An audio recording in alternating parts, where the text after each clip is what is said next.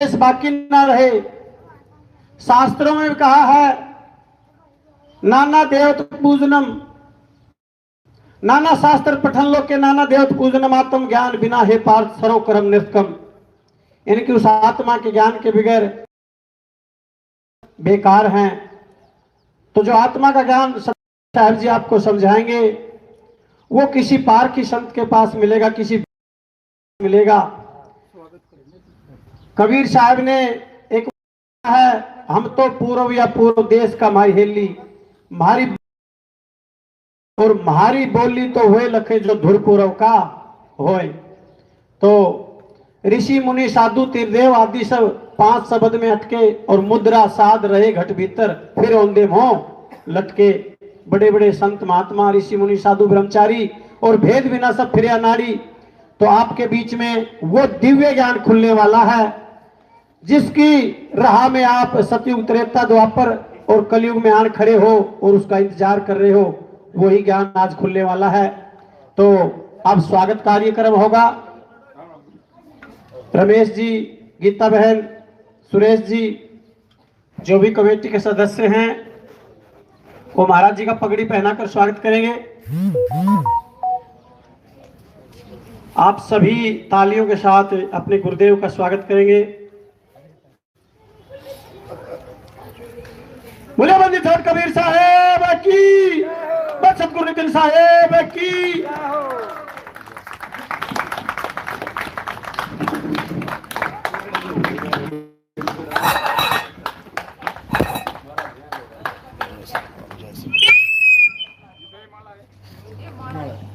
माला तो हो गई सर, बस बस बस बहुत है, एक माला हो गया, एक बहुत है। रमेश भाई हो गया, माला तो हो गई ना, वो सही है। अब आप सारा ध्यान एकाग्र करके श्रोमणी सतगुरु नितिन साहब के विचारों पर लगाएंगे ताकि एक भी शब्द आपके कानों से बाहर ना जाए और सबके शब्द आपके समझ में आए। तो सभी आप प्रांगण में बैठ के और आराम से सत्संग का आनंद लेंगे और उस भेद को समझेंगे जो आज तक हमसे जुदा था, जो पता नहीं था, जो हम अनभेदी थे। तो वो भेद आज खुलने वाला है। साहेब बंदगी सतनाम, ये केवल उसी की समझ में आता है जिस पर परमात्मा की कृपा हो जाए। तो आज इसी सत्संग को, इस मूल ज्ञान को अच्छे से समझने की कोशिश करेंगे ताकि हमारा ये जन्म, जो इंसानी जन्म हमें मिला है, ये सफल हो जाए और बार बार जन्मना, बार बार मरना, ये सारा खेल समाप्त हो जाए और हम सदा सदा के लिए अपने निज धाम को चले जाएं। इस 3 लोक में अब और नहीं रहना है। बहुत रह लिए, युगों युगों से रह लिए, जन्मों जन्म बीत गए इन पहाड़ों में, जंगलों में, नदी नालों में पैदा होते हुए। अब अपने निज घर को वापसी करेंगे, अब अपने निज धाम को वापसी करेंगे। इसी को घर वापसी कहते हैं। हिंदू से मुसलमान या मुसलमान से हिंदू बनना घर वापसी नहीं होती।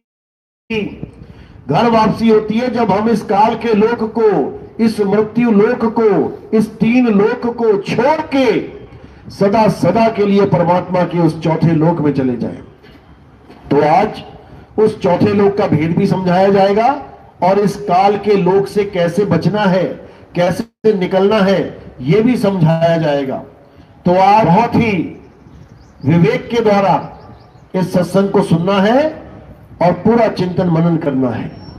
तो सत्संग शुरू करने से पहले परमात्मा के नाम पे जयकारा लगाएंगे।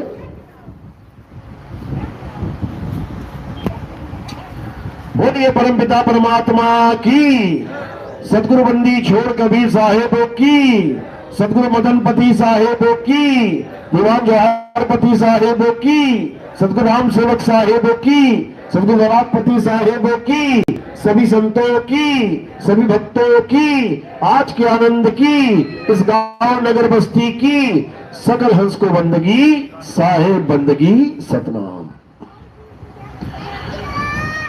तो सत्संग करने का एक ही मकसद होता है कि इस जीव को सत्य का भेद समझ में आ जाए। सत्य का भेद बताने वाले को ही सतगुरु कहते हैं। सत्य के साथ जोड़ देने वाले को ही सतगुरु कहते हैं, और जिससे सत्य का संग हो जाए उसे सत्संग कहते हैं। सत्संग का मतलब ये नहीं है कि आए ढोलकियां लेके और गाना बजाना गा के चले गए, हो गया सत्संग। सत्संग का मतलब ये नहीं है कि राम जी, कृष्ण जी, हनुमान जी की कहानी सुना के चले गए 7-7 दिन, हो गया सत्संग। सत्संग का मतलब ये नहीं है कि तुम्हें कहीं पर्वतों में, कहीं परिक्रमा, कहीं कहीं चक्करों में डाल के पूजा पाठ इत्यादि करवा के इसी में उलझा के हो गया सत्संग, बिल्कुल नहीं। सत्संग का मतलब है सत्य संग, यानी सत्य का साथ करना, सत्य के संग जुड़ जाना, असत्य को त्याग के सत्य को धारण कर लेना, इसी को सत्संग कहते हैं। सब चाहते हैं कि हम सत्य को धारण कर लें, एक भी ऐसा जीव नहीं है परमात्मा का जो सत्य को नहीं चाहता। आज इतने बाबाओं के पास लाइनें लगी हैं, बड़े बड़े आश्रम, बड़े बड़े सब कुछ बड़ा बड़ा, और देखो बड़ी बड़ी भीड़ भी है।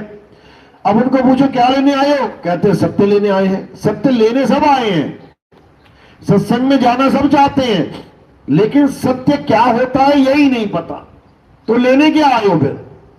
कोई मार्केट में जाता है तो जाने से पहले उसको पता होता है मैं लेने क्या जा रहा हूं, ऐसे नहीं घुस जाता किसी भी दुकान में, उसको पता होता है कहां कौन सी चीज मिलेगी, तो जाता है लेके आता है। लेकिन यहां पे गुरु के पास जा रहा है सत्य लेने, लेकिन पता ही नहीं है सत्य होता क्या है। गुरु ने दे दिया नाम जपने को, नाम जपता हुआ आ जाएगा। गुरु ने दे दिया श्वासों का जपा जाप, श्वासों का जपा जाप लेके आ जाएगा। गुरु ने दे दिया कानों में उंगलियां डाल के अनहदनाद, अनहदनाद लेके आ जाएगा। गुरु ने कह दिया त्रिकुटी पे ध्यान लगा, प्रकाश दिखाई देगा, उसको सत्य मान के आ जाएगा। गुरु कहेगा चक्रों का जागरण कर ले, उसको सत्य मान लेगा। गुरु कहेगा हवन यज्ञ कर ले, उसको सत्य मान लेगा। गुरु कहेगा नमाजें पढ़ ले, उसको सत्य मान लेगा।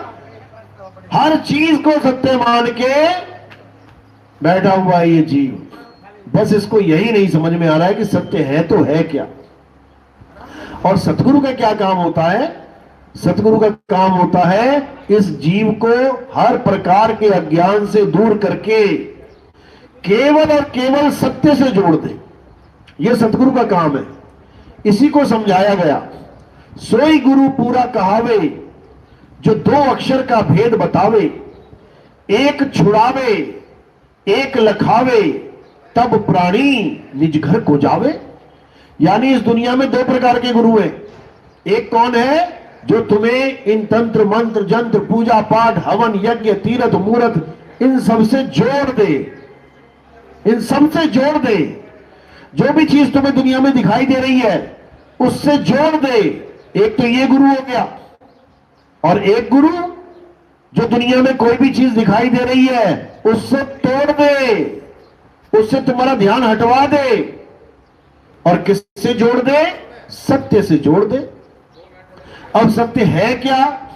जब यह समझ में आएगा तब पता लगेगा कि हमारा गुरुजी कौन से लेवल का गुरुजी है। क्या हमारा गुरु दुनिया से जोड़ने वाला है या हमारा गुरु दुनिया से तोड़ने वाला है?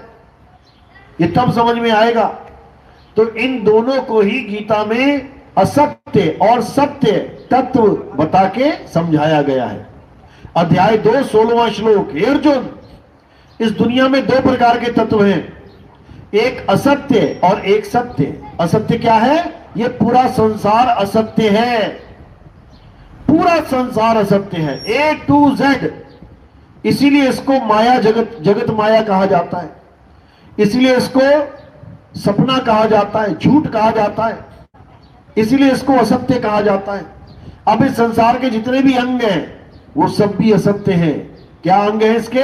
5 तत्वों के जितने भी अंग हैं, जो भी शरीर है, जो भी काया है, जो भी माया है, वो सब झूठ है। क्यों? क्योंकि ये बनता और बिगड़ता है, ये सदा एक सा नहीं रहता, ये पल पल बदल जाता है, इसलिए ये असत्य है। इसी में सब कुछ आ जाता है, सब कुछ। मंदिर मस्जिद गुरुद्वारा चर्च इसी दुनिया का एक अंग है। तुम्हारा शरीर, मेरा शरीर, दुनिया भर के शरीर इसी माया का अंग है। ये पेड़ पौधे जीव जंतु इसी माया के अंग हैं। सारे शरीर जितने भी दिख रहे हैं सब इसी माया के अंग हैं। सारी भाषाएं, सारे नाम, सारे अक्षर इसी दुनिया के अंग हैं। सारे ग्रंथ, सारे पुराण, सारे भागवत, सारे जो भी ग्रंथ दिख रहे हैं ये सब इसी माया का अंग है। तो फिर सत्य क्या है? सत्य केवल और केवल आत्मा है। हे अर्जुन, इस दुनिया में केवल एक सत्य है और वो क्या है? आत्मा ही सत्य है। आत्मा का ना तो कभी जन्म होता है, ना ही आत्मा की कभी मृत्यु होती है।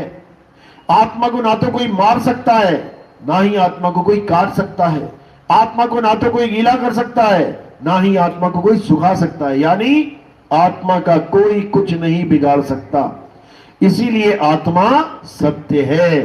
अब हमारे पास दो प्रकार के गुरु हैं, एक तो आत्मा से जुड़वाने वाले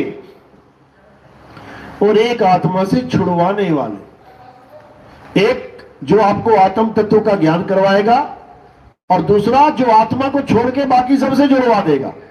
मंत्र जप ले, हवन कर ले, यज्ञ कर ले, नमाज पढ़ ले, प्रेयर कर ले, अरदास कर ले, जो मर्जी कर ले, लेकिन आत्मा की बात मत कर। उसको असत्य गुरु कहते हैं, उसको गुरुआ कहते हैं। गुरुआ साहिब समझा रहे हैं। गुरुआ तो घर घर फिरे, कौड़ी केर 50, अपने रूप की खबर नहीं, शिष्य करण की आस। यानी अपने स्वरूप को नहीं जानता गुरुआ। गुरुआ नहीं जानता कि वो एक आत्मा है। गुरुआ अपने आप को आदमी मानता है, चेलों को आदमी औरत मानता है, बच्चा बूढ़ा जवान मानता है। वो गुरुआ है, वो अपने सत्य स्वरूप को नहीं जानता। और जो अपने सत्य स्वरूप को जानता है वो तुम्हें भी तुम्हारे स्वरूप का ही ज्ञान देगा। वो तुम्हें भी आदमी औरत बच्चा बूढ़ा नहीं रहने देगा। इसी को बोला गया है, गुरु को कीजिए दंडवत और कोटि कोटि प्रणाम, कीट न जाने भृंग को गुरु कर ले आप समान। यानी वो कीट भृंगी को नहीं जानता, जो उसको थोड़ी देर में भृंगी बना देगी, वो उसको नहीं जानता। इसी प्रकार गुरु के आगे जब चेला बैठता है वो नहीं जानता कि गुरु उसे कौन सा ज्ञान देने वाला है।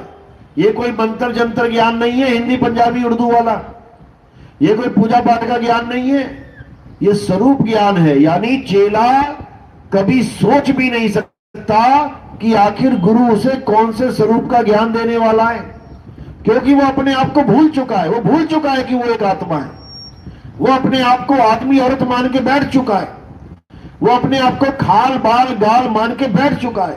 वो कभी सपने में भी नहीं सोच सकता कि आखिर मेरा स्वरूप क्या है। इसीलिए बोला है कि अपने स्वरूप की खबर नहीं और शिष्य करण की आस। गुरु अपने रूप को नहीं जानता और मंत्रों के सहारे बैठा है। कोई कहता है राम राम जप लो, कोई कहता है अल्लाह अल्लाह जप लो, कोई कहता है वाहिगुरु वाहिगुरु जप लो, कोई कहता है कुछ जप लो, कोई कह रहा है कुछ जप लो। हर गुरु जपने में लगा हुआ है, हर गुरु अक्षरों के पीछे लगा हुआ है, लेकिन कोई अपने स्वरूप की बात नहीं कर रहा। इन तंत्रों मंत्रों में उलझा पड़ा है। लेकिन साहिब समझा रहे हैं, तंत्र मंत्र सब झूठ है, इनमें ना उलझे कोई, और सार शब्द जाने बिना कागा हंस ना होए। यानी ये तंत्र मंत्र सब झूठ है। कई गुरु लोग क्या कहते हैं, जो मंत्र मैंने दिया इसको जपते रहो जपते रहो जपते रहो, उसके बाद क्या होगा, वो सालों के बाद तुम्हें आत्मा का ज्ञान हो जाएगा। कभी नहीं होगा, कभी हो ही नहीं सकता, क्योंकि आत्मा का ज्ञान कभी किसी नाम जाप से होता ही नहीं है। नाम जाप तो आत्म ज्ञान में विघन है, विघन। यानी तुम्हें आत्मा का ज्ञान नहीं हो पा रहा है। क्यों? क्योंकि तुम नाम जप रहे हो, तुम नाम जप रहे हो, इसलिए तुम्हें ज्ञान नहीं हो पा रहा है। तो क्या करना है? नाम छोड़ना है। वो को कहा ढूंढे रे बंदे, मैं तो तेरे पास में, ना मंदिर में ना मस्जिद में, ना काबे कैलाश में, ना मैं जप में, ना मैं तप में। बता दिया साहिब ने, ना मैं जप में, यानी कुछ नहीं जपना है। राम राम जपने वाले राम राम जपना छोड़ दो, अल्लाह अल्लाह जपने वाले अल्लाह अल्लाह जपना छोड़ दो, वाहिगुरु वाहिगुरु जपने वाले वाहिगुरु वाहिगुरु जपना छोड़ दो, यहोवा यहोवा जपने वाले यहोवा यहोवा जपना छोड़ दो। चलो छोड़ दिया, अब क्या करें? अब अपनी आत्मा को ढूंढो। जिस आत्मा की वजह से ये सारे नाम जाप चल रहे हैं, जिस आत्मा की वजह से तुम्हारी जीभ हिल रही है, जिस आत्मा की वजह से तुम अपने घर से पंडाल तक आए हो, जिस आत्मा की वजह से पंडाल से उठ के घर चले जाओगे, जिस आत्मा की वजह से तुम्हें हर प्रकार का खाना पीना रहना मिल रहा है, जिस आत्मा की वजह से तुम्हें घर में प्रेम मिल रहा है, उस आत्मा को जानो। आत्मा नहीं तो कोई प्रेम नहीं, कोई प्रेम नहीं। तुम्हारा घर वाला ही तुम्हें नीचे लेटा देगा जमीन पे, उसको कहा 1 महीना रख ले साथ में, वो ना रखता एक दिन भी। माँ बाप भाई बहन सब काटो काटो करेंगे, चलो ले चलो टाइम हो गया, फूको इसको। अगर प्यार है आत्मा की वजह से, अगर सत्कार है आत्मा की वजह से। समझ लो, आत्मा है तो खूब गहने पहन रही हो, नथनी पहन ली, कुंडल पहन लिए, चूड़ियां पहन ली, हार पहन ली, और जैसी आत्मा ने शरीर को छोड़ा उसी वक्त निकाल लेंगे तो निकाल। यानी केवल आत्मा की वजह से तुम्हें हर सुख सुविधाएं मिल रही है, इस काया को। तो अब क्या करना है? अब उस आत्मा को जानना है, जिसको जानने के बाद और कुछ जानना शेष ही नहीं रह जाता। अब ये मत समझना कि आत्मा का ज्ञान हो जाएगा तो परमात्मा कहां रह जाएगा। आत्मा ही परमात्मा है। कौन सी आत्मा? अचल आत्मा। और कौन सी आत्मा परमात्मा नहीं है? जीवात्मा। जब तक तुम्हें इन दोनों के बारे में नहीं समझ में आएगा तब तक तुम ऐसे धक्के खाते रह जाओगे। ये जितने बाबा लोग हैं ये जीवात्मा को परमात्मा मान बैठे हैं। जो कहते हैं तेरी काया में करतार है, वो ये जीवात्मा को करतार मान बैठे हैं, ये जीवात्मा को भगवान मान बैठे हैं। समझ लो, तो जीवात्मा अलग है और परमात्मा अलग है। जीवात्मा काया में है, तुम्हारे शरीर में काया में जीवात्मा बैठा है, और परमात्मा काया से परे है। परे यानी काया में कौन है? बंधन में जीव है, और परमात्मा निर्बंध है, उसे कोई शरीरों में कैद नहीं कर सकता। जीव को कैद करके बैठा हुआ है ये। तो कह रहे हैं 5, 25, 3 का पिंजड़ा, वहां में तुमको राखे हो, तुमको पिसल गई सुध घर की, महिमा अपनी भाखे हो। यानी इस जीव को इस कैद में रखने के बाद इसको भुला दिया जाता है कि तू कहां से आया है। अब ये भूल गया मेरा घर कहां है, इसी को घर मान के बैठ गया, इसी को अपना घर मान लेता है। और गुरु भी ऐसा मिल गया जो कह रहा है तेरी काया में ही परमात्मा है। अब और पक्का हो गया, ये काया में ही है जो कुछ भी है, काया में ही है जो कुछ भी है। यही भरम जाल है। अंत समय में काया छोड़नी है। अगर सब कुछ काया में है तो तू क्यों छोड़ के जा रहा है काया को? तू भी रहे सदा सदा के लिए काया में। लेकिन ऐसा नहीं होगा, इसको बाहर निकाल दिया जाएगा। कहां से निकालेंगे? इन 9 दरवाजों से निकाला जाएगा। 10वें द्वार से भी निकल जाएगा, तब भी इसकी मुक्ति नहीं होने वाली। क्योंकि जब तक 11वां द्वार जिसमें एंट्री ना हो जाए इसकी, जब तक ये 11वें द्वार में समा ना जाए, तब तक इसका कल्याण नहीं होगा। तो साहिब समझा रहे हैं वाणी में, 9 द्वारे संसार सब, 10वें योगी साथ, और 11 खिड़की बनी, कोई जाने संत सुजान। यानी चाहे 9 द्वार से निकल जाओ। 9 द्वार कौन से हैं? ये आंख, कान, नाक, मुख, लिंग, गुदा, इसमें से निकल जाएगा जीव अंत में। किसी की लैट्रिन निकल जाएगी, किसी का पेशाब निकल जाएगा, किसी की जीभ बाहर आ जाएगी, किसी की आंखें बाहर आ जाएंगी, कान में से ब्लड आ जाएगा, नाक में से ब्लड आ जाएगा। ये निशानी है कि जीव कैसे निकला है। चाहे 10वें द्वार से भी निकल जाए, वहां से भी ब्लड आ जाएगा, तब भी उसकी मुक्ति नहीं होगी। क्यों? क्योंकि मुक्ति निकलने से नहीं, मुक्ति समाने से होती है। सुरत समाए शब्द में, और वाको काल न खाए, ये जाप मरे, अजपा मरे, अनहद भी मर जाए। तो क्या करना है? अब उस शब्द को जानना है जिसमें समाना है हमने। वो शब्द जपने का नहीं है, वो समाने का शब्द है। वो कोई मंत्र नहीं है, सार शब्द, वो हमारा स्वरूप है। हम अपने स्वरूप से जुदा हो चुके हैं। जैसे एक कुत्ता, एक कमरे में एक कुत्ता रखा गया। कितने कुत्ते हैं? एक। अब उसके आगे एक शीशा लगा दिया गया। अब कितने कुत्ते हो गए? 2। बस यही भरम है। कुत्ता एक ही है, लेकिन शीशे में उसको प्रतिबिंब दिखाई दे रहा है। जब तक वो अकेला था वो भौंक नहीं रहा था, यानी वो अपने स्वरूप में था। अब जैसे ही प्रतिबिंब लग गया, जैसे ही शीशा लग गया, अब वो भ्रमित हो गया कि यहां दूसरा भी कोई है। अब लगा भौंकने, और भौंक भौंक के मर गया। इसी को कबीर साहब ने वाणी में बोला है, बीजक में, जैसे स्वान कांच मंदिर में भरमते भौंक मरे हो, और कहे कबीर नलनी के सुगना तो रे कौन पकड़े हो। क्या वो शीशे वाला कुत्ता बाहर वाले कुत्ते को काट सकता है? क्या वो उसको पकड़ के नोच सकता है? क्या वो उसको कत्ल कर सकता है? नहीं कर सकता। लेकिन फिर भी बार बार मारा गया अज्ञानता के कारण। इसी प्रकार क्या आत्मा को कोई पकड़ सकता है? क्या आत्मा को कोई जला सकता है? क्या आत्मा को कोई काट सकता है? क्या आत्मा को कोई गला सकता है? कोई भी नहीं। लेकिन फिर भी इसी जन्म मरण के चक्कर में है। ये जीवात्मा जब तक अपने असली स्वरूप यानी परमात्मा को नहीं जानेगी। जीवात्मा का असली स्वरूप क्या है? परमात्मा। हमारा नाम क्या है? जो साहिब का नाम है, सत्य स्वरूपी नाम साहिब का, सो निज नाम हमारा। जो हमारा असली स्वरूप है उसी को परम आत्मा कहते हैं। हमने क्या करना है? जीवात्मा से परमात्मा हो जाना है। कैसे होंगे? कैसे होंगे? ये गुरु करेगा। कीट न जाने भृंग को गुरु कर ले आप समान। इसका मतलब पहले गुरु के समान नहीं हो तभी तो करेगा वो। यानी तुम जीव बने बैठे हो और गुरु पीव है, बहुबंधन में बांधया एक बेचारा जीव, और केवल छूटे आपने जो न छुड़ाए पीव। कहते कैसे छूटेगा ये जीव?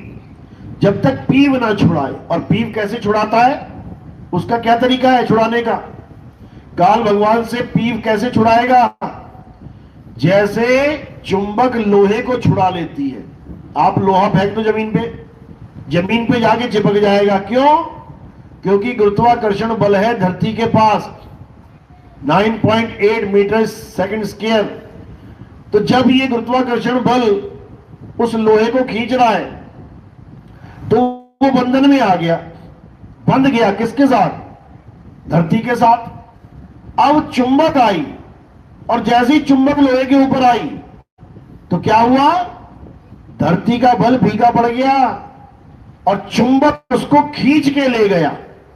इसी प्रकार जब हम गुरु की शरण में आते हैं, गुरु हमारी सूरत को उस चुंबक के साथ जोड़ देता है। बता देता है कि बेटा तुझे कहां से कौन उठाएगा, कहां चुंबक लगी है, तू कहां सुरता को लगा, वहीं से उठा लेंगे तुझे, बंदी छोड़। तो कह रहे हैं लोह चुंबक की प्रीत ज्यों लोह को लेत उठाए, ऐसा शब्द कबीर का काल से लेत छुड़ाए। ये नाम नहीं जपना है, नाम नहीं जप। लोहा 1,00,000 जन्म तक नाम जपता रहे, उठ जाएगा क्या? नहीं उठेगा। श्वासों का जपा जाप करता रहे, नहीं उठेगा। अनहद नाद सुनता रहे कान बंद करके, नहीं उठेगा। ज्योति प्रकाश देखता रहे आंखें बंद करके, नहीं उठेगा। चक्रों का जागरण करता रहे, नहीं उठेगा। कुछ भी कर ले, नहीं उठेगा। तो क्या करना है? चुंबक के नीचे आ जाना है बस।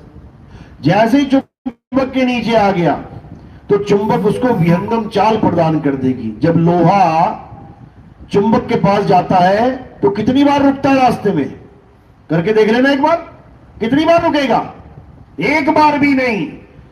और ये जितने गुरु विहंगम चाल करके तुम्हें उलझा के बैठे हैं, इनके पास जाके देख लेना, ये कम से कम 5 बार में पहुंचाएंगे तुम्हें रोक रोक के, कि पहली भूमि में आ जाओ, फिर दूसरी भूमि में आ जाओ, फिर तीसरी भूमि में आ जाओ, फिर चौथी में आ जाओ, फिर 5वीं में आ जाओ।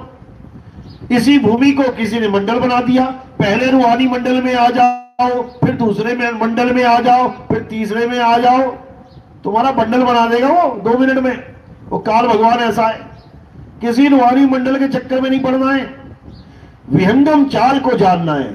साहिब समझा रहे हैं, शब्द विहंगम चाल हमारी, और कहे कबीर सतगुर दई तारी, खुले कपाट शब्द झनकारी, और पिंड अंड के पार सो देश हमारा है, कर नैनो दीदार महल में प्यारा है। समझा दिया साहब ने एक ही बार पे, लेकिन लोगों के समझ में नहीं आता, जीव के समझ में नहीं आता। विहंगम चाल को वो कभी सोच भी नहीं सकते कैसी होती है, क्यों? वैसा गुरु मिला ही नहीं। तो साहिब समझा रहे हैं, गरीबदास जी की वाणी है, सतगुरु के लक्षण कहूं अचल विहंगम चाल, हम अमरापुर ले गए ज्ञान शब्द सरघाल। यानी जब मुझे गुरु मिल गया, पूर्ण गुरु मिल गया, उसने क्या कर दिया? उसने अचल तक जाने का मुझे रास्ता बता दिया। अचल तक कैसे पहुंचेंगे? चुंबक, जब चुंबक हमें खींचेगी तब पहुंचेंगे। इसी को विहंगम चाल कहते हैं। तो विहंगम चाल क्या है? सीधे जाके जब लोहा चुंबक से चिपक जाएगा तो अचल हो जाएगा, हिलेगा नहीं, अचल, जहां चिपक गया चिपक गया। इसी प्रकार जब हम अपने शब्द गुरु से जब उसकी शरण में जाएंगे तो हम भी वहीं चिपक जाएंगे जाके। ऐसा अचल कर देगा हमें, फिर कोई खींच नहीं सकता। माइकल काल जोर लगा दे, खींचने का नहीं खींच सकता। ये तभी होगा मेरे भाई जब हमें ऐसा गुरु मिलेगा जो विहंगम चाल का दाता है, और जो हमें कहे पहले गणेश जी के लोक में जाओगे, महेश जी के लोक में जाओगे, ब्रह्मा जी के लोक, भरमा दिया उसने, जन्म बर्बाद कर दिया तुम्हारा। अब भटकते ही जाओगे, भटकते ही जाओगे, कोई अंत नहीं है इसका। इसीलिए साहब ने समझाया कि अगर कोई भी गुरु तुम्हें सतलोक, अलखलोक, अगम लोक, अनामी लोक, गोलोक, शिवलोक, ब्रह्मलोक कहीं भी ले जाने की बात कर रहा है, स्वर्ग लोक, नरक लोक, तो समझ जाना महामूर्ख है वो, महामूर्ख है। क्यों? साहिब समझा रहे हैं, अरे अज्ञानी को स्वर्ग नरक है, हरि जाने को नहीं, और जिस भव से सब लोग डरत है, सो भय हमरे नहीं। कहते जो स्वर्ग नरक की बातें करते हैं, ये कर लो तो स्वर्ग चले जाओगे, ये कर लोगे तो नरक चले जाओगे, ये अज्ञानी जीव है बेचारे, ये नहीं जानते कि स्वरूप ज्ञान क्या होता है। स्वरूप ज्ञान में आने के बाद अरे ना कहीं आना और ना कहीं जाना, आपे में आप समाना। स्वरूप ज्ञान होता है जब तुम अपने आप में समा जाओगे, अपने आप में, यानी अपने सत्य स्वरूप में समा जाओगे, उसके बाद आना जाना खत्म हो जाएगा। आवे न जावे, जन्म नहीं मरे, सो निज पीव हमारा हो। फिर तुम्हारी अवस्था क्या बन जाएगी? पीव अवस्था, पीव अवस्था में आ जाओगे फिर तुम। इसी को बोला गया, गरीबदास जी महाराज ने समझाया, अरे कोटि तो ब्रह्मा भय और कोटि भय ईश, साहिब तेरी बंदगी से ये जीव होए जगदीश। यानी ये जीव जगदीश हो जाएगा, गंगा का मिलन समुद्र से हो जाएगा, और जब गंगा समुद्र में समा जाएगी फिर गंगा नहीं कहलाएगी, फिर ये समुद्र ही कहलाएगी। इसी प्रकार ये जीव जब सत्य को जान लेगा, सत्य में समाएगा, तो ये जीव पीव हो जाएगा। यही कबीर साहब का असली ज्ञान है, यही कबीर साहब का सत्य ज्ञान है। इसके अलावा कोई कहे कि कबीर साहब ये नाम जपवाते थे, कबीर साहब वो नाम जपवाते थे, वो श्वासों का अजपा जाप करवाते थे, सोहंग सोहंग रटवाते थे, कानों में उंगलियां डलवाते थे, अनहद नाद सुनवाते थे, ये सब झूठ है, ये सब झूठ है। कबीर साहब ने इन मंत्रों को, 52 अक्षरों को तत्काल त्यागने का वचन दिया है कि छोड़ दो इसको। उनका वचन क्या है? अरे 52 के जंजाल में फंस गया ये संसार, और सिमरन 52 का करे कैसे लागे पार। सिमरन यानी स्मरण, स्मरण यानी याद करना था, परमात्मा को याद, और कर बैठे अक्षरों को याद। आज परमात्मा के नाम पर क्या दिया गया है? अक्षर। अब चाहिए परमात्मा और जप रहा है अक्षर, हिंदी के, पंजाबी के, उर्दू के, फारसी के। बताओ कैसे मुक्ति होगी? जिसको याद करेगा वही प्राप्त होगा। अगर 52 अक्षरों को याद करोगे तो संसार में ही आना पड़ेगा, क्योंकि 52 अक्षर भी संसार का ही एक अंग है। ये 52 अक्षर क्या है? इस त्रिलोकी का अंग है। इसलिए कबीर साहब ने समझाया 52 अक्षर लोक त्रय, सब कुछ इन्हीं माही, और ये अक्षर खिल जाएंगे, वो अक्षर इनमें नहीं। यानी ये सारे अक्षर खिल जाएंगे, खत्म हो जाएंगे, नाशवान है, लेकिन वो अक्षर यानी वो अविनाशी आत्मा या में नहीं। आत्मा इन अक्षरों में नहीं है, ये जड़ है, इंसानों के द्वारा बनाए गए हैं। आत्मा ने तो बनाया है इसको। इन अक्षरों को कौन बोल रहा है? आत्मा की ताकत से बोले जाते हैं, आत्मा के द्वारा अस्तित्व में आए हैं। जैसे एक मूर्ति आत्मा के द्वारा बनी है, शरीर तो माध्यम है। एक मंदिर आत्मा के द्वारा बना है, शरीर तो माध्यम है। एक मस्जिद, गुरुद्वारा, चर्च आत्मा के द्वारा बना है, शरीर तो एक माध्यम है। इसी प्रकार तंत्र, मंत्र, जंत्र, पूजा पाठ सब कुछ एक प्रोडक्ट है। प्रोड्यूसर कौन है? आत्मा। हम प्रोड्यूसर को भूल गए हैं, अब प्रोडक्ट को पकड़ के बैठ गए। जो बना रहा है उसको छोड़ दिया, और जो बनके तैयार हो रहा है और खंडित हो जाएगा उसको पकड़ के बैठ गए। राम लिखो और मिटा भी सकते हो, वाहिगुरु लिखो मिटा भी सकते हो, अल्लाह लिखो मिटा भी सकते हो। लेकिन कबीर साहब क्या कह रहे हैं? कह रहे हैं ओंकार आदि में जाना, और लिखे और मेटे ताही न माना। मैं नहीं मानता उन अक्षरों को जो लिखने और मेटने में आ जाते हैं। मैं उस अक्षर को मानता हूं जो अविनाशी है, जिसे आदि अक्षर भी कहते हैं। तो साहिब क्या समझा रहे हैं कि ये 52 अक्षर जीव आधारा, आदि अक्षर जीव्या से न्यारा, वाही को सत सिमरण कहिए, सिमर सिमर नर उतरो पारा।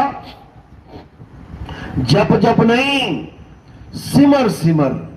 सिमर यानी याद कर, मालिक को याद कर, परमात्मा को याद कर। नाम मत जप, नाम जपेगा बर्बाद हो जाएगा, और याद करेगा तो आबाद हो जाएगा। जब हम उसको याद करेंगे तो हमारे अंदर क्या गुण है? हमारी सूरत में एक गुण है, जिसको हम याद करेंगे हम वैसे ही हो जाएंगे। पीपल की पूजा करोगे, पीपल को याद करोगे, पीपल हो जाओगे। तुलसी की पूजा करोगे, अगला जन्म तुलसी का हो जाएगा।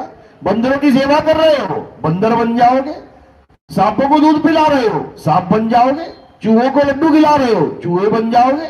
गाय की सेवा चल रही है, गाय बन जाओगे। जो जहां भी तुम्हारी सुरता अटक गई वो तुम्हें रूप धारण करना पड़ेगा।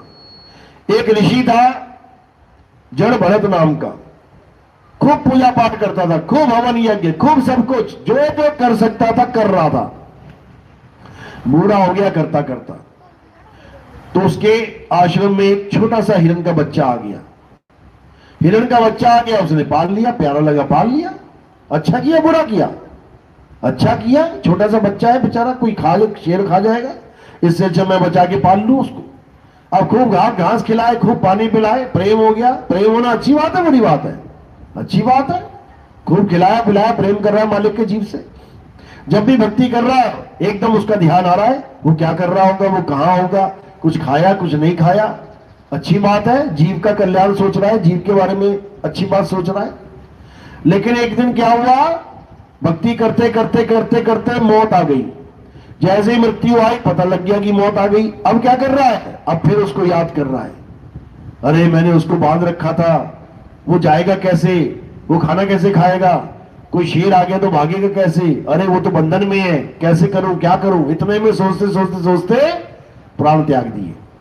अब जैसे प्राण त्यागे तो उसको क्या मिला फल? सारी उम्र का राम राम धरे का धरा रह गया, सारी उम्र का पूजा पाठ धरे का धरा रह गया, सारी उम्र के हवन यज्ञ धरे के धरे रह गए। और क्या हो गया उसको? एक हिरण की योनि में चला गया, हिरण का बच्चा बन गया। अब हिरण का बच्चा बन के भटक रहा है बेचारा, शेरों के आगे भाग रहा है जान बचाते बचाते। यानी सारी उम्र की पूजा पाठ, सारी उम्र का हवन यज्ञ, सारे उम्र के पुण्य कर्म उसको हिरण की योनि में जाने से बचा नहीं पाए। समझ लो, भगवान का नाम भी उसको 84 में जाने से बचा नहीं पाया, तो फिर तुम किस खेत की मूली हो कि तुम्हें बचा लेगा? तुम तो उतना टाइम भी नहीं लगा रहे जितना वो लगा के बैठा था। उसने तो पूरा जन्म लगा दिया जंगल में रह के राम राम करते। तुम तो 2 माला घुमा के कहते हो मैंने बड़ी भक्ति कर ली है। वो भी फेसबुक पे डाल देते हो, देखो भक्ति कर रहा हूं मैं। वो भी रील बना देते हो उसकी, देखो मैं माला घुमा रहा हूं। बताओ, हालत खराब हो जाएगी। और ये जो बाबा लोग बैठे हैं जो कह रहे हैं राधे राधे जप ले तेरा कल्याण हो जाएगा, उन्हीं के सत्संग सुन लो। उन्हीं से कुछ लोगों ने पूछा, बाबा ये जो वृंदावन में सुअर और कुत्ते घूम रहे हैं ये हमें टच कर जाते हैं, तो हमें वापस नहाना चाहिए कि नहीं नहाना चाहिए? मंदिर में दर्शन करने गए और रास्ते में कुत्ता टच करके निकल गया तो हम कहीं अशुद्ध तो नहीं हो गए? तो बाबा पता है क्या कह रहा है, इनको कुत्ता और सुअर बस समझ लेना। ये बड़े बड़े परमहंस हैं जो नाम जपते थे। बताओ, बड़े बड़े परमहंस नाम जप के सुअर और कुत्ता बने बैठे। अरे बिना नाम जपे सुअर और कुत्ता बन जाओ यार, कि नाम जप के सुअर और कुत्ता बनना है? ये हाल है इन बाबाओं का। और हमारे सत्संग सुन सुन के अब क्या कह रहे हैं, क्या सुअर और कुत्ता बनना है तुमने? नाम जप लो, नाम जप लो, वरना कुत्ता और सुअर बन जाओगे। अरे तेरे परमहंस बने बैठे हैं, तेरे परमहंस बने बैठे हैं सुअर और कुत्ता, उनको बचा ले जाके। आम जनता को तो क्या बचाएगा? तो कहने का मतलब यह है कि नाम जाप से कभी परमात्मा नहीं मिलता, और अगर मिल भी गया ना तो कल्याण नहीं होगा। नाम जपा था रावण ने, नाम जपा था भस्मासुर ने, नाम जपा था राक्षसों ने, तो क्या भगवान प्रकट नहीं हुए? हो गए तो कल्याण हो गया क्या? मर गए। भस्मासुर एक ही दिन में मर गया। ना भगवान मिलते तो 2, 4, 5, 10 साल जी भी लेता, और जिस दिन मिला उसी दिन मर गया। बताओ क्या फायदा हुआ नाम जाप का? बताओ, जितने भी लोगों को भगवान मिले राक्षसों को और अहंकारी बन गए। भगवान मिलते ही 2, 4 वरदान ऐसे ले लिए कि अहंकार फूट फूट के आ गया। बताओ, भगवान मिलने पे अहंकार खत्म होता है कि और तक जाता है? यानी भगवान ही डुप्लीकेट लग रहा मुझे तो। संतों ने कहा है कि भगवान मिल जाए तो संतुष्टि मिल जाती है। संतों ने बोला है कि भगवान के दर्शन हो जाए तो तृप्ति हो जाती है। तो सबको हो जानी चाहिए, फिर राक्षस को क्यों नहीं हो रही है? वो फिर माया की दौड़ में लगा हुआ है। लेकिन कब? जब उसको उन भगवानों से वरदान ही नहीं मिला जो उनको चाहिए था। हर राक्षस ने पहला वरदान क्या मांगा? मुझे अमर कर दो। देखो कितना अच्छा वरदान है, कितना अच्छा आईक्यू है उनका। भगवान से ये नहीं मांगना कि मुझे ये दे दे, मुझे वो दे दे। तुम्हारी तरह तुम जाओगे तो लल्ला मांगोगे, मेरे घर में लल्ला नहीं है। तुम जाओगे नौकरी मांगोगे, तुम जाओगे सुख शांति मांगोगे। वो क्या मांग रहा है? मुझे अमर कर दो।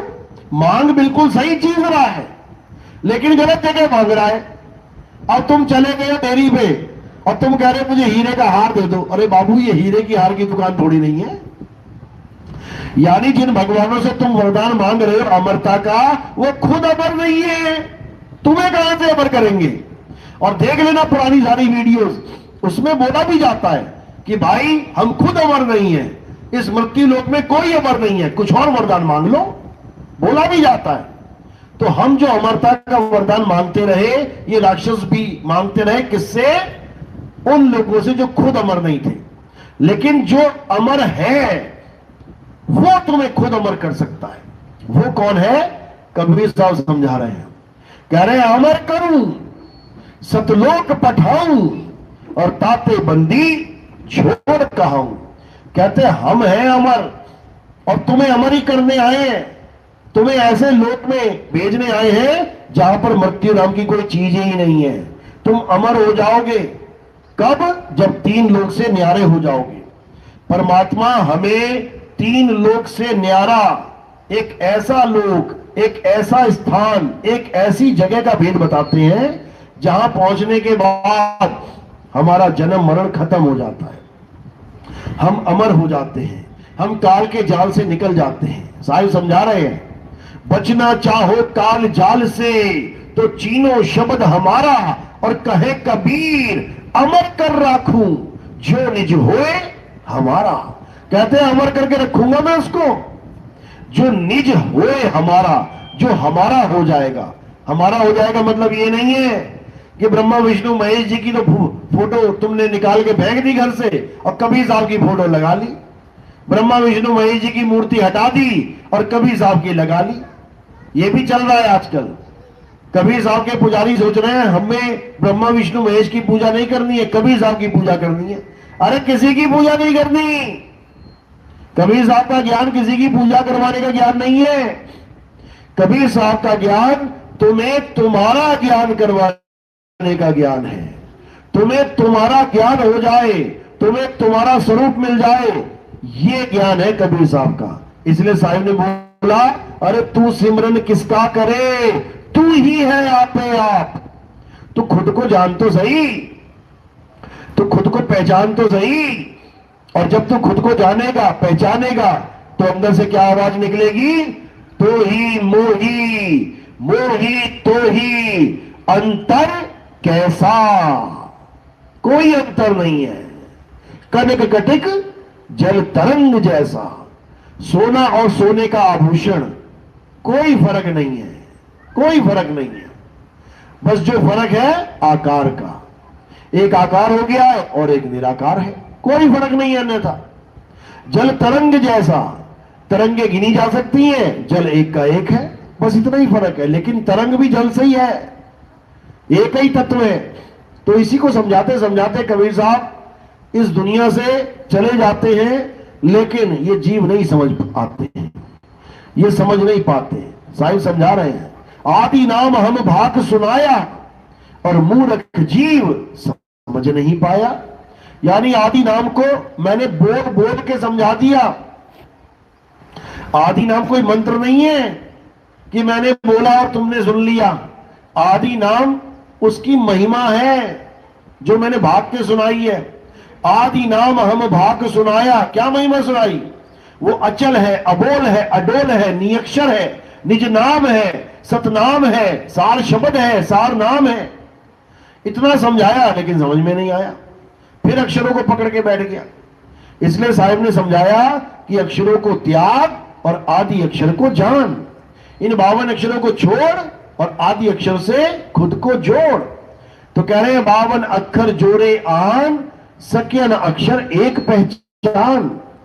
ये जीव उस एक अक्षर को नहीं जान पाया और 52 अक्षरों को पकड़ पकड़ के नाना प्रकार के पंथ, नाना प्रकार के धर्म, नाना प्रकार के गुरु, जितना पसारा कर सकता था कर दिया।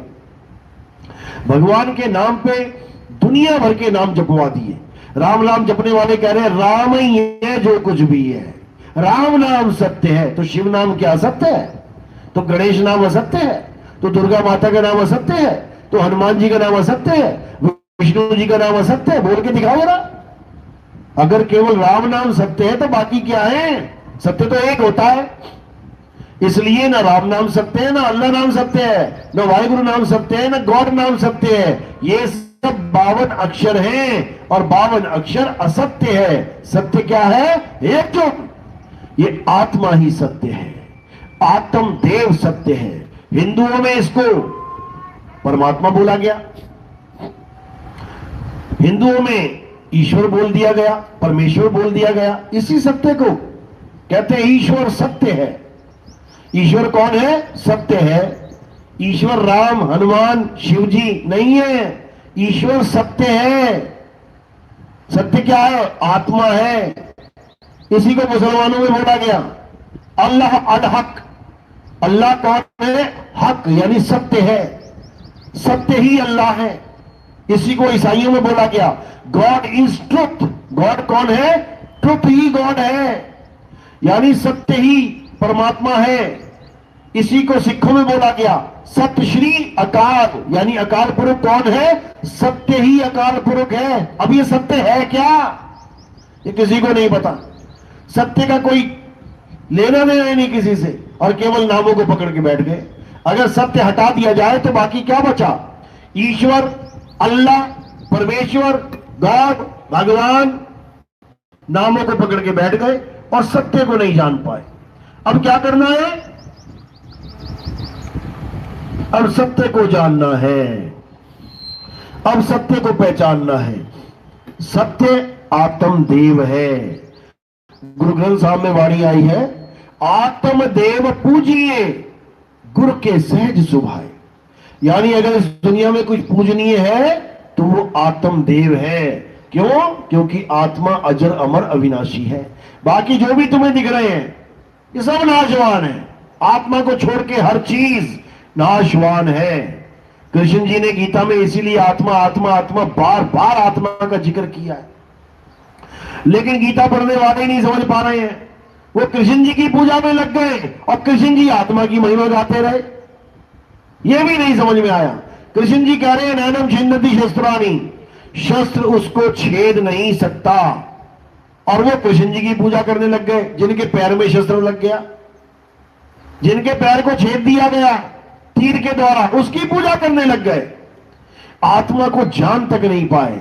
इसीलिए सारे संतों ने, सारे गुरुओं ने अपनी अपनी वाणी में एक ऑप्शन छोड़ी हुई थी। कौन सी ऑप्शन? कि एक ऐसा समय आएगा जब कलयुग में सतयुग का डंका बजेगा। एक ऐसी ऑप्शन जो हिंदुओं के गुरुओं ने, मुसलमानों ने, सिखों ने, ईसाइयों ने, यहूदियों ने, सबने छोड़ रखी है। एक ऑप्शन जो लोग जुआ खेलते हैं उनको पता होता है कि एक ऐसा पत्ता छुपा के रखा होता है लास्ट वाला, जो पूरी बाजी को पलट के रख सकता है। पूरी बाजी लगेगी, हार गए हार गए हार गए हार गए हार गए, लास्ट में जो पत्ता रखेगा ये ले भाई, और सारी बाजी पलट जाती है। तो आखिरी पत्ता क्या है? आखिरी पत्ता आखिरी अवतार है। हमारे 10 अवतारों में से मानो 10 पत्तों में से 9 पत्ते खुल चुके हैं। मत्स्य अवतार, कुर्म अवतार, वराह अवतार, नरसिंह अवतार, वामन अवतार, परशुराम अवतार, श्री राम अवतार, कृष्ण अवतार, बुद्ध अवतार। 9 पत्ते खुल गए, एक पत्ता बचा है। कौन सा वाला? कल्कि अवतार का पत्ता बचा है अभी। यही अवतार मुसलमानों में बचा हुआ है। सारे चले गए, सारे नबी चले गए। मोहम्मद साहब को आखिरी गुरु घोषित कर दिया गया कि इनके बाद कोई नहीं आएगा। लेकिन फिर भी एक पत्ता बचा रखा है। कौन सा पत्ता है वो? इमाम मेहदी का पत्ता बाकी है कि इस दुनिया में तब तक ये दुनिया फना नहीं होगी जब तक इमाम मेहदी नहीं आ जाएगा। तब तक ये दुनिया खत्म नहीं हो सकती। हर मुसलमान इस पर विश्वास करता है।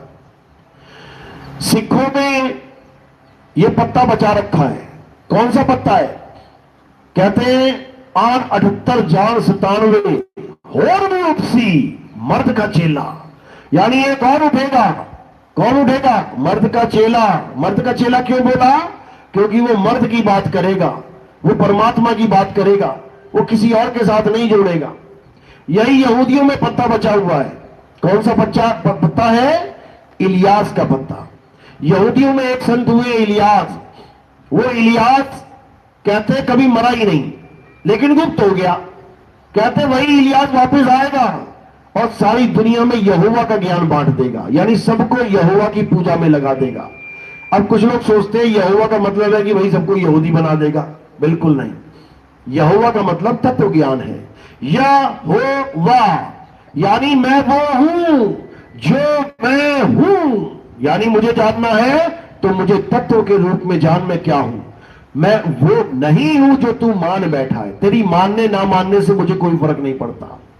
तो मैं क्या हूं? यहोवा। यही एक पत्ता ईसाइयों में भी बचा हुआ है, जिसको कहते हैं कि ईसा मसीह जब इस दुनिया से गए तो वो मरे नहीं, उनको जिंदा उठा लिया गया और वही ईसा मसीह वापस आएंगे। इसी को जीसस सेकंड कमिंग कहते हैं कि वो आएंगे और उसके बाद सारी दुनिया को एक रास्ते पे, एक मार्ग पे चला देंगे, जिसे सतमार्ग कहा जाता है। यानी वो इस दुनिया में सबको क्रिश्चियन बना देंगे। क्रिश्चियन का मतलब सत्य का पुजारी, क्राइस्ट का पुजारी, ना कि वो लॉकेट पहना देंगे गले में क्रॉस वाला। बिल्कुल नहीं। तो यही आखिरी पत्ता हर धर्म में, हर गुरु ने बचा के रखा हुआ है। कबीर सागर में भी है कि 12 पंथ काल फुरमाना, भूले जीव न जाए ठिकाना, 13वें पंथ हम ही चले आए और सब पंथ मेट के एक पंथ चलाएं। ये कबीर सागर में भी आखिरी पत्ता रखा हुआ है। ये पत्ता है सत्य का पत्ता। यानी जब दुनिया में हाहाकार मच रहा होगा, पूरा संसार झूठ को सत्य मान बैठा होगा, पूरा संसार भगवान के, अल्लाह के, गॉड के, वाहिगुरु के नाम पे लड़ रहा होगा, मिसाइलें फेंक रहा होगा एक दूसरे के ऊपर, देख लो पड़ रही है, तब भारत देश से एक ऐसा सत्य का उजागर होगा, भारत देश में एक ऐसा मुहिम चलेगा जो पूरे विश्व को कवर कर ले, विश्व को, और तब भारत विश्व गुरु बन जाएगा। मोहम्मद साहब 1400 साल पहले अरब देश में खड़े होके हिंदुस्तान की तरफ मुंह करके घंटों घंटों खड़े रहते थे। लोग उन्हें पूछते थे कि साहिब आप उधर को मुंह करके, पूरब की तरफ मुंह करके क्यों खड़े रहते हो? वो क्या बोले उस वक्त 1400 साल पहले? कहते हैं भारत देश से, हिंदुस्तान देश से मुझे एक ऐसी खुशबू आती है कि मैं क्या बताऊं। वो कहते कौन सी फूल की खुशबू? कहते फूल की नहीं, अमन की, शांति की, चैन की खुशबू आती है। यानी ऐसे जलजले आ रहे होंगे, ऐसी हालत हो जाएगी इंसान की, इंसान को काट के खा रहा होगा। तब एक ऐसा अमन का संदेश चलेगा जो फिर से वापस इस दुनिया को, जैसे कलयुग में सतयुग कहते हैं, ऐसा माहौल हो जाएगा। जीव एक दूसरे से प्रेम करेंगे, एक दूसरे को आत्म तत्व करके जानेंगे, असत्य का खेल खत्म हो जाएगा और सत्य उजागर हो जाएगा। वो समय आ चुका है। यही है वो समय। जो इस समय में जाग जाएगा वो यहां से भाग जाएगा, और जो नहीं जाग पाएगा फिर वापस यहीं पे जन्मेगा और मरेगा, 84 में धक्के खाएगा। तो ये आखिरी मौका है मेरे भाइयों। अगर इस मौके पे भी नहीं जागे तो ये संसार बहुत खतरनाक है। अभी तुम्हें नहीं पता, एक बार बिना हथियार के, बिना कुछ लिए जंगल में चले जाना जहां शेर रहते हैं, बस देख लेना कि ऐसी ही हालत रहेगी फिर हमेशा, क्योंकि उसके बाद जंगल में ही मंगल होगा तुम्हारा। नाना प्रकार की योनियां जंगलों में ही मिलेंगी, कुत्ता, बिल्ली, हाथी, घोड़ा, शेर, वहीं बनना पड़ेगा। भाग भाग के जान बचाओगे, हालत खराब हो जाएगी। इंसान जन्म मिला है, इसको लेके लगा लो, और जन्म मरण का खेल कैसे खत्म होता है इसको अच्छे से समझ लो। तुम्हारे भले की बोल रहा हूं। चलो, तो आज का सत्संग यही समाप्त करते हैं। मेरी बात समझ में आ रही है? किस किस की आ रही है? हाथ खड़ा करोगे ना? बहुत अच्छी बात है। परमात्मा की कृपा ऐसी बनी रहे सब पे। तो आज का सत्संग यही समाप्त करते हैं।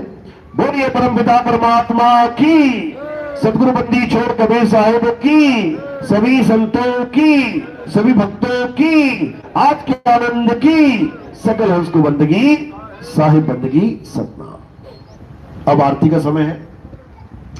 आरती कैसे करते हैं समझ लो।